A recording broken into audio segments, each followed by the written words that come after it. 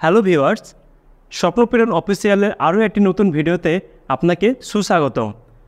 আজকে আমরা আলোচনা করব ডিজিটাল ডিটক্স বিষয় নিয়ে, অর্থাৎ টেকনোলজি থেকে কিছু সময়ের জন্য বিরতি নেওয়ার বিভিন্ন উপায়গুলি নিয়ে আমরা এই ভিডিওর মাধ্যমে আলোচনা করব।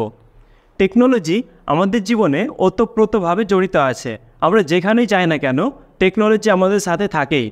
টেকনোলজি আমাদের যতটা উপকার করে সে ঠিক তেমনি আমাদের অনেকটা ক্ষতিও করে। ক্ষতি বলতে বেশিরভাগই আমাদের মানসিক স্বাস্থ্যের ক্ষতি করে।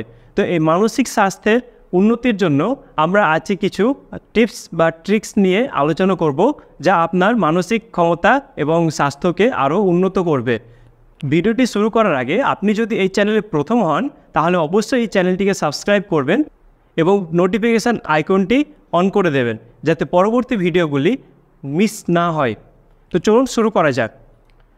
প্রথম উপায়টি হলো প্রাকৃতিক পরিবেশে হাঁটাচলা করা।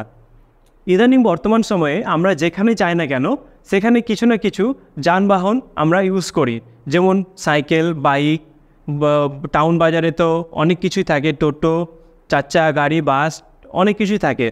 এগুলি থেকে বিরতি নিয়ে আমাদেরকে কিছুটা হাঁটতে হবে। কোথায় হাঁটবেন? কোনো পার্ক, কোনো ফাঁকা জায়গা, কোনো খোলা পরিবেশ, সেই সমস্ত অঞ্চলে যেখানে আপনি মানসিকভাবে শান্তি পাবেন এবং হাঁটাচলা করতে পারবেন, সেখানে আপনি কিছুটা হাঁটুন, পাহাড়ে উঠুন অথবা কোনো কাছের মানুষের সাথে সময় কাটান। প্রাকৃতিক পরিবেশের সাথে যুক্ত হওয়া আপনাকে পুনরুজ্জীবিত করবে। দ্বিতীয় উপায়টি হলো বই পড়া।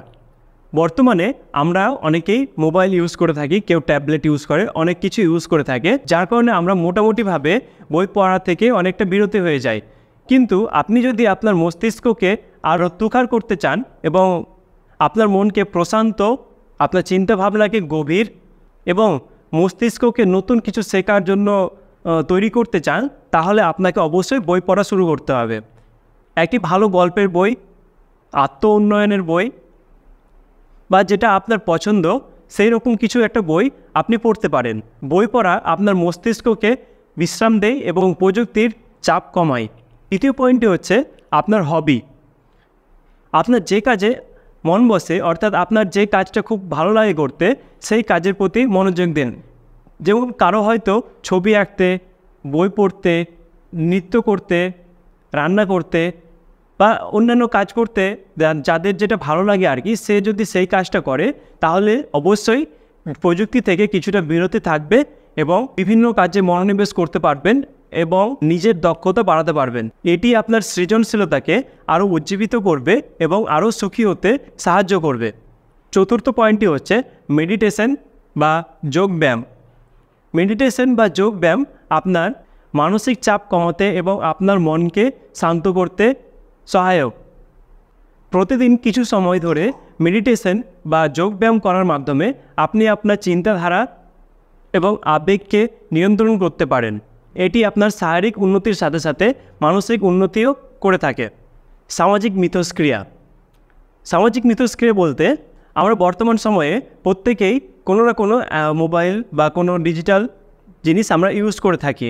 তার জন্য আমাদের সমাজে যে অন্যান্য ব্যক্তিরা আছে তাদের সাথে আমরা ঠিকভাবে মিথস্ক্রিয়া করতে পারি না। আমরা কেবলমাত্র ফেসবুক, ইউটিউব, রিলস এইসবের মধ্যেই থেকে যাই, যার জন্য আমাদের মানসিক দিকটা অনেক ক্ষতিগ্রস্ত হয়ে থাকে।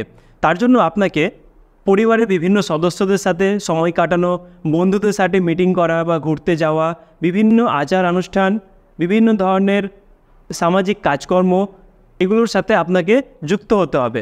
সামনাসামনি যোগাযোগ এবং সামাজিক সম্পর্ক গড়ে তোলা আপনার মস্তিষ্ককে আরও বেশি শক্তিশালী করে তুলবে। এই ছিল আমাদের আজকের 5টি ডিজিটাল ডিটক্সের জন্য কার্যকারী উপায়। আশা করি আপনাদের এই ভিডিওটা ভালো লেগেছে। এই ধরনের আরও নতুন নতুন ভিডিও পেতে এই চ্যানেলটিকে সাবস্ক্রাইব করবেন এবং নিচে দেওয়া বেল আইকনটি অবশ্যই প্রেস করবেন, যাতে ভিডিও আপলোডের সাথে সাথে এই নোটিফিকেশানটা আপনার মোবাইলে চলে যায়।